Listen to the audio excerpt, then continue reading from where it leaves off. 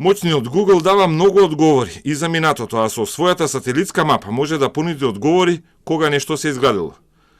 Но иако моćна оваа апликација не може да се искористи во правосудниот систем во случаи кога станува збор за дивоградби и кога собствениците за да ги легализираат даваат нотарски изјави под кривична и материјална одговорност за времето на градба на бесправниот објект.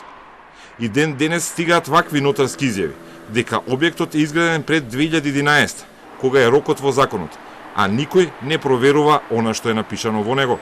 Министерот Бочварски вели дека со новиот предлог закон се планира проверките на времето на изградба да се вршат и со други методи, кои ги признава судот.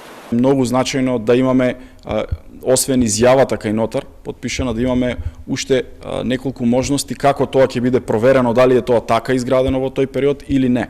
Важно е сите тие снимки кои што ги има да се релевантни, да се врз база на докази и кои што во утре одредена судска постапка ќе бидат доказ пред судот за да бидат релевантни и да ги ставиме во закон.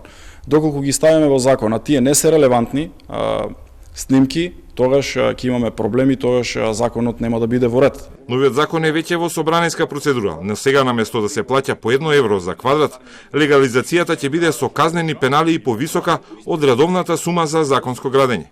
Во оваа класа ќе се протнати многу деловни објекти дивоградби, кои според министрот се граделе на диво затоа што општините не биле брзи. Кога општините тешко можат да им обезбедат брз простор за прогрес и развој на компаниите. Тоа е на некој начин и развој на економијата на државата.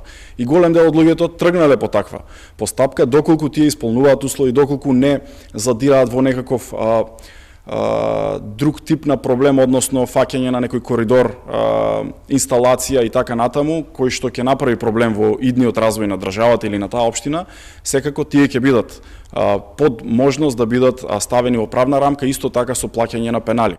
Со новиот закон ќе се легализираат стамбени куќи, некои деловни објекти, но забрането ќе биде легализирање на стамбени згради, како и на дивоградби во заштитени природни подрачја.